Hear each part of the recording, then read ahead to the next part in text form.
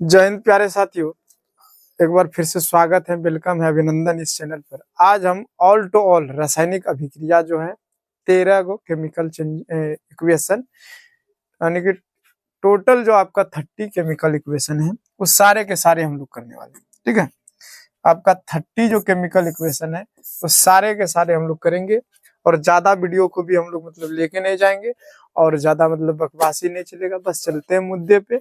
आज का पहला क्वेश्चन है सर, पहला क्वेश्चन स्टार्ट करते हैं कि रासायनिक अभिक्रिया सर, रासायनिक अभिक्रिया से बताइए।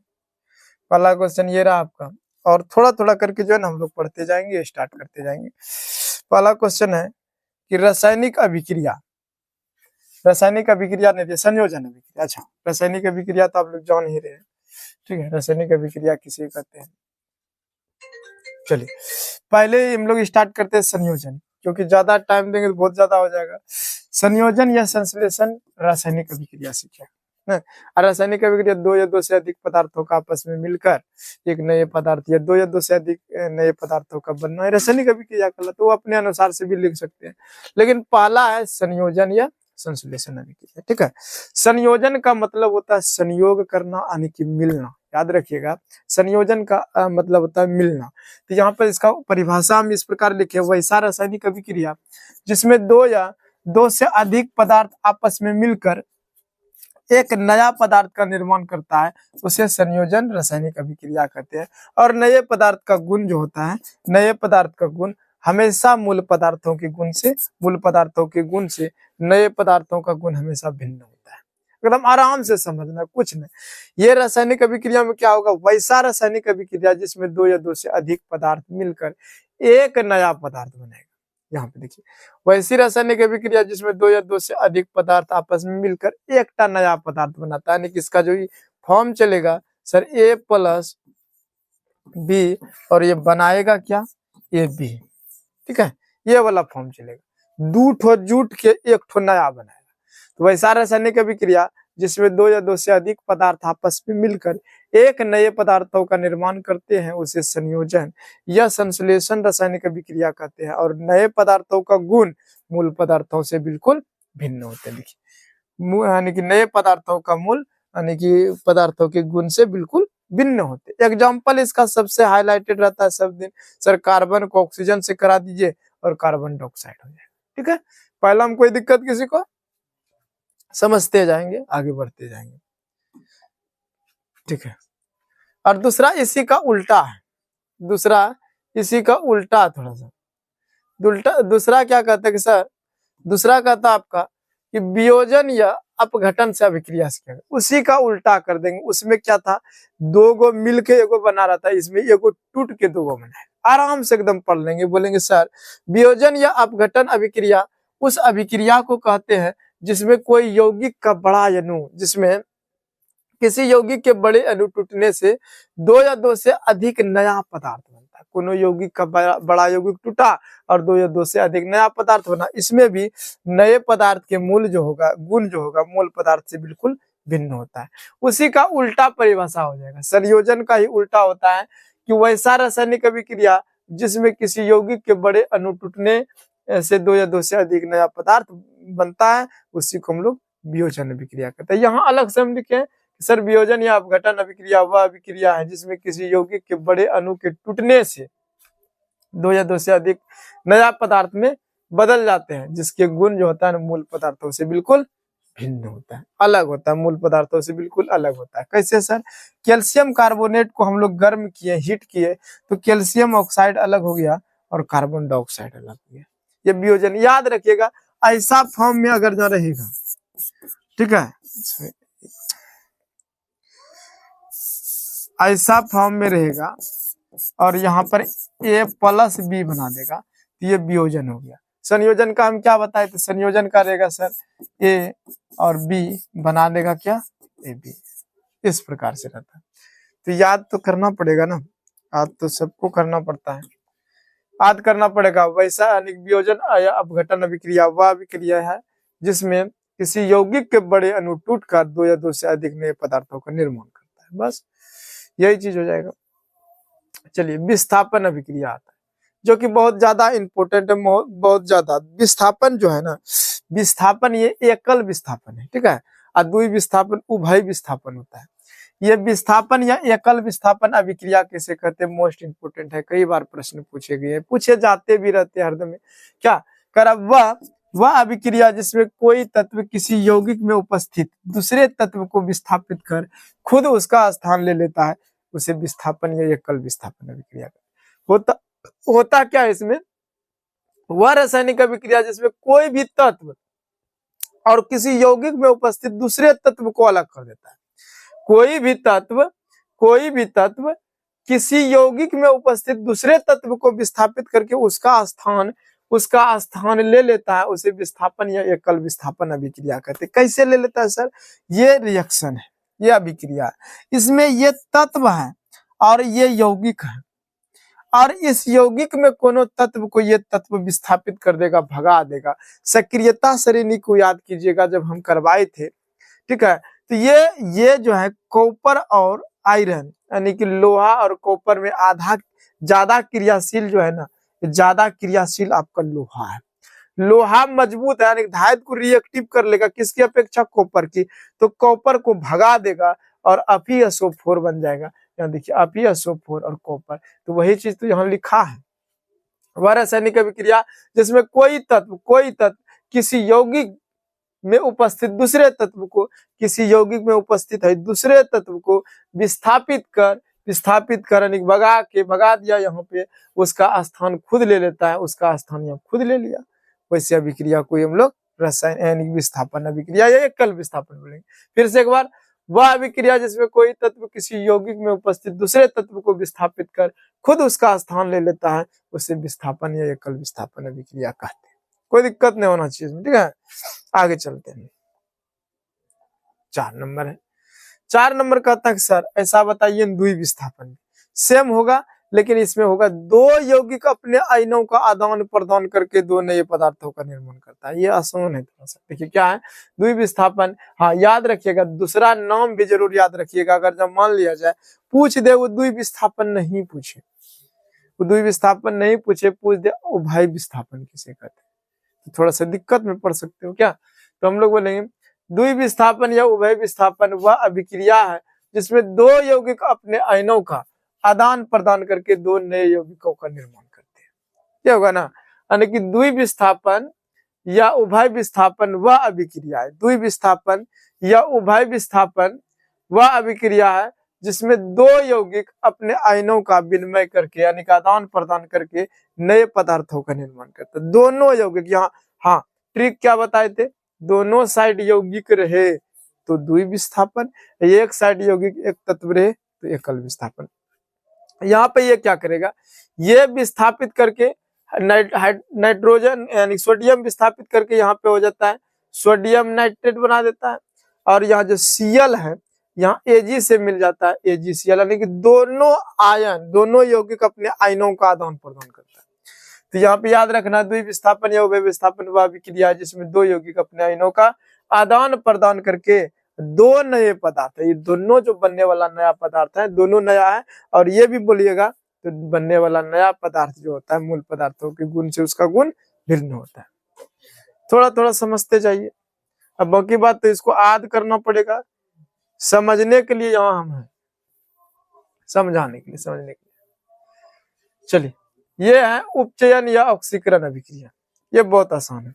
इसमें क्या करना, वैसी रासायनिक अभिक्रिया जिसमें ऑक्सीजन का योग हाइड्रोजन का ह्रास होता है। सीधा सीधी बात, जब किसी रासायनिक अभिक्रिया में किसी पदार्थों में ऑक्सीजन की वृद्धि और हाइड्रोजन का ह्रास हो तो उसे उपचयन या ऑक्सीकरण अभिक्रिया कहते हैं। सीधा सीधा बोलेंगे हम लोग, ऐसे डायरेक्ट बोल सकते हैं, वैसी रासायनिक अभिक्रिया जिसमें ऑक्सीजन का योग और हाइड्रोजन का ह्रास हो, वैसी रासायनिक अभिक्रिया जिसमें ऑक्सीजन का योग और हाइड्रोजन का ह्रास हो, उसे हम लोग उपचयन या ऑक्सीकरण अभिक्रिया करें। ऑक्सीकरण लिखा है इसीलिए ऑक्सीजन का योग, जिस अभिक्रिया में ऑक्सीजन का योग और हाइड्रोजन का ह्रास उसे ऑक्सीकरण अभिक्रिया, जिस अभिक्रिया में ऑक्सीजन का योग उसे ऑक्सीकरण अभिक्रिया। यहाँ पे देखिए दिया है, यहाँ पे दिया है सर कार्बन और ऑक्सीजन को मिलाया है तो कार्बन और ऑक्सीजन में CO2 बन गया है, दो अणु है, ठीक है। यहाँ पर कार्बन का उपचयन हो रहा है, कार्बन का उपचयन हो रहा है। इसी का जस्ट उल्टा हो जाएगा, हाइड्रोजन का ह्रास है, ये भी दिया है 2 गो, यहाँ पे दिया है H2S और फिर क्लोरीन दिया है, यहाँ पर जो है ना हाइड्रोजन का ह्रास, यहाँ ऑक्सीजन का योग वाला दिया गया है, यहाँ पर हाइड्रोजन का ह्रास दिया है। यहाँ पे 2 अणु था, अणु जो टूट के HCl खाली बनता है, ये बैलेंस करने के लिए 2 यहाँ पे लिखा गया है। 6 नंबर है, 6 नंबर कहता है अपचयन या अवकारक अभिक्रिया किसे कहते हैं? अपचयन या अवकारक अभिक्रिया किसे कहते हैं? अपचयन, इसी का उल्टा हो जाएगा वैसा रासायनिक अभिक्रिया जिसमें हाइड्रोजन का योग और ऑक्सीजन का ह्रास होता है, उल्टा हो जाएगा, उल्टा कर देंगे उसको। जैसे उसमें क्या बोलना है, वैसी रासायनिक अभिक्रिया जिसमें ऑक्सीजन का योग हाइड्रोजन का ह्रास होता हो, उससे ऑक्सीकारक या ऑक्सीकरण अभिक्रिया। और इसी का उल्टा हो जाएगा वैसी रासायनिक अभिक्रिया जिसमें हाइड्रोजन का योग और ऑक्सीजन का ह्रास होता है, उसी का उल्टा हो जाएगा। वही चीज है यहाँ पे, वैसी रासायनिक अभिक्रिया जिसमें हाइड्रोजन का योग ऑक्सीजन का ह्रास होता हो उसे अपचयन या अवकरण अभिक्रिया कहते हैं, जस्ट उल्टा हो जाएगा। जैसे कि यहाँ पे हाइड्रोजन की वृद्धि करके बताया, H2 था, यहाँ पर Cl से जब रिएक्टिव हुआ तो HCl बन गया, ठीक है।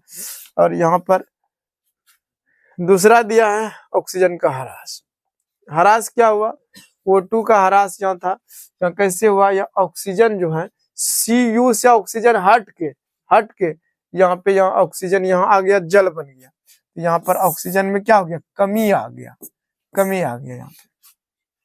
और बहुत बार पूछे जाता है ये अभिक्रिया,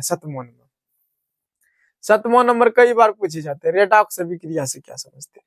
इसका याद करने का तरीका बहुत आसान है, वैसी रासायनिक अभिक्रिया जिसमें उपचयन और अपचयन की अभिक्रिया एक साथ होता है, आधे ऐसे हो जाएगा, उसको याद करने में ज्यादा मेहनत नहीं लगेगा, लेकिन इसका सूत्र थोड़ा सा याद रखना पड़ेगा।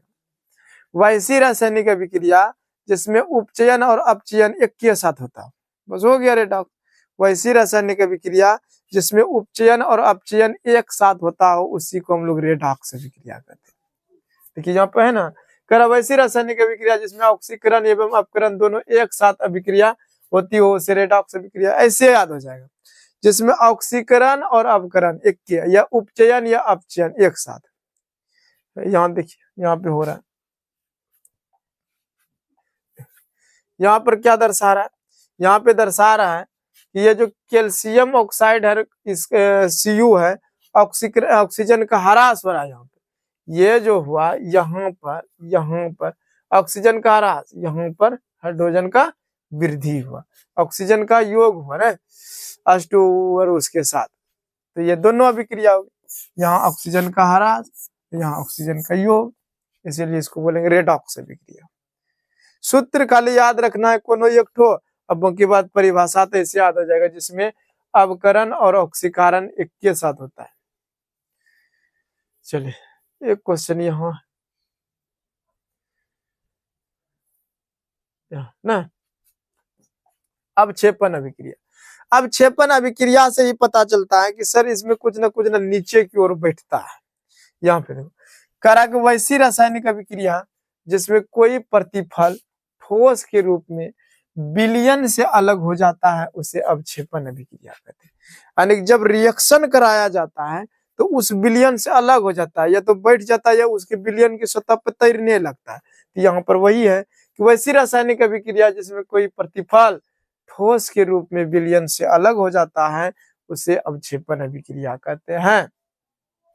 कैसे, यहाँ पे अन्य Cl है AgNO3 ना, ये सिल्वर नाइट्रेट के साथ जब सोडियम क्लोराइड को रिएक्शन कराया है तो अन्य NO3 बन गया सोडियम नाइट्रेट, और यहाँ AgCl जो अवक्षेप ठोस के रूप में बैठ जाता है, नीचे जमीन में बैठ जाता है। ठीक है, आगे है 9 नंबर क्वेश्चन का था उदासीनीकरण। ये सबसे ज्यादा इंपॉर्टेंट है, सबसे ज्यादा पूछे जाने वाले में। करा उदासीनीकरण अभिक्रिया किसे कहते हैं? उदासीनीकरण अभिक्रिया तो क्या होगा, वैसा रासायनिक अभिक्रिया जिसमें अम्ल, कोई भी अम्ल, वैसा रासायनिक अभिक्रिया जिसमें कोई भी अम्ल किसी क्षार से अभिक्रिया करके कौन कौन चीज बनाएगा, जल और लवण। दुएटा चीज याद रखना, वैसा रासायनिक अभिक्रिया जिसमें कोई अम्ल किसी क्षार से अभिक्रिया करके लवण और जल बनाता है उसी को हम लोग क्या बोलेंगे, उदासीनीकरण। हर हाल में बनाएगा, यानी कोई ऐसी रासायनिक अभिक्रिया जिसमें कोई भी अम्ल किसी भी क्षार से अभिक्रिया करके लवण और जल बनाता है, उसे हम लोग उदासीनीकरण अभिक्रिया कहते हैं। देखो एग्जांपल से समझेंगे। यहाँ पर ये जब एक अभिक्रिया कराया गया HCl हाइड्रोक्लोरिक से सोडियम हाइड्रोक्साइड क्षार से, तो नमक बना, जल बना। यानी कि लास्ट में ज्यादातर देखना है जो जल आ रहा है, जल बन रहा है, और इधर हाइड्रोक्लोरिक एसिड सोडियम क्लोराइड या कुछ भी बन रहा है, तो उदासीनीकरण अभिक्रिया। 11 नंबर है प्रकाश रासायनिक। ये आराम से बनाओगे सीधा सीधा। क्या कह रहा है, प्रकाश रासायनिक अभिक्रिया किसे कहते हैं? वैसी रासायनिक अभिक्रिया जो प्रकाश की उपस्थिति में संपन्न हो। सीधी सीधी बात है, वैसी रासायनिक अभिक्रिया जो प्रकाश की उपस्थिति में संपन्न हो उसे प्रकाश रासायनिक अभिक्रिया कहते हैं। सबसे अच्छा उदाहरण ये प्रकाश संश्लेषण का हम दे दिए।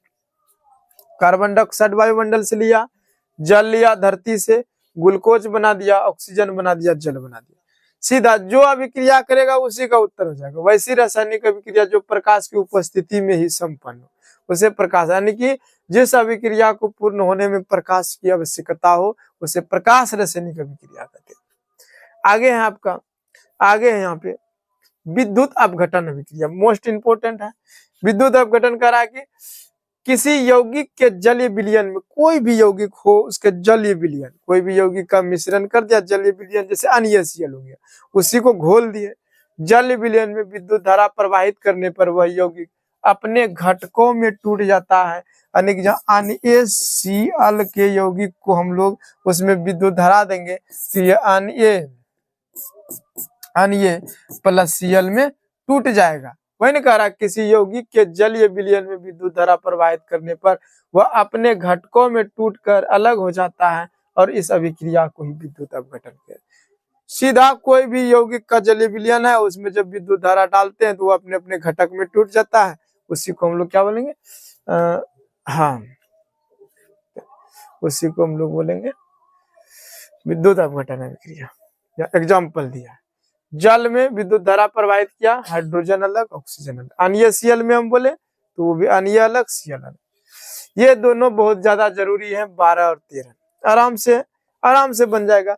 वैसी रासायनिक अभिक्रिया जिसमें ऊष्मा निकलता हो उसे ऊष्माक्षेपी, और जिसमें ऊष्मा लगता हो उसे ऊष्मा शोषी करते हैं। तो सीधा बोलेंगे वैसी रासायनिक अभिक्रिया जिसमें ऊष्मा का उत्सर्जन होता हो उसे ऊष्माक्षेपी अभिक्रिया कहते हैं। वैसी आराम से अपना भाषा में लिख देंगे, यहाँ पर तो हम लिखबे किए हैं। वैसी रासायनिक अभिक्रिया जिसमें ऊष्मा का उत्सर्जन होता है उसे ऊष्माक्षेपी अभिक्रिया कहते हैं। या फिर हम लोग बोलेंगे वैसी रासायनिक अभिक्रिया जिसमें ऊष्मा उत्पन्न होता हो उसे ऊष्माक्षेपी रासायनिक अभिक्रिया कहेंगे। उदाहरण के लिए सबसे अच्छा यहाँ उदाहरण हम दिए हैं। सबसे अच्छा किसका उदाहरण पता है? श्वसन का। श्वसन का इक्वेशन सबसे अच्छा उदाहरण, यहाँ ऊर्जा निकलता है। या फिर हम लोग हिंदी में भी बोल सकते हैं वो चूना वाला बोल सकते हैं। चूने की ढेले पर थोड़ी सी मात्रा में पानी देने पर पर्याप्त मात्रा में ऊर्जा निकलता है। उसी का जस्ट लाइक अपोजिट हो जाएगा आपका कौन? ऊष्मा शोषी। जिस रासायनिक अभिक्रिया में ऊष्मा लगता हो, ऊष्मा का अवशोषण होता है, यानी कि वैसी रासायनिक अभिक्रिया जिसमें ऊष्मा का अवशोषण होता हो उसे हम लोग ऊष्मा शोषी अभिक्रिया कहते हैं। वैसी रासायनिक अभिक्रिया जिसमें ऊष्मा का अवशोषण होता हो उसे ऊष्मा शोषी अभिक्रिया कहेंगे। वैसी रासायनिक अभिक्रिया जिसमें ऊष्मा लगे, ठीक है। तो यहाँ कैल्शियम कार्बोनेट को ऊष्मा जब दिए हम लोग, ऐसे डायरेक्ट होगा, ये इक्वेशन थोड़ा सा दूसरे टाइप का टाइपिंग हो गया। ऐसे CaCO3 में जब ऊष्मा दिए तब कैल्शियम ऑक्साइड अलग हो गया, CO2 अलग हो गया, ठीक है। ऐसे हो गया। यहाँ पे देखिए नोट्स में दिया है कि सर नोट में यहाँ देखिएगा यह कैल्शियम और क्लोरीन लिखा है जिसे कैल्शियम कार्बोनेट माना जाता है, क्योंकि उत्पाद जो है आपका कैल्शियम कार्बोनेट अपघटन अभिक्रिया से मेल खाता है, ठीक है। इस प्रकार से ये हमारा वीडियो था, ठीक है। जो भी हो, अगर कोई वीडियो देख रहा है तो पूरा जरूर वॉच कीजिएगा, और धन्यवाद। मिलते हैं नेक्स्ट वीडियो में।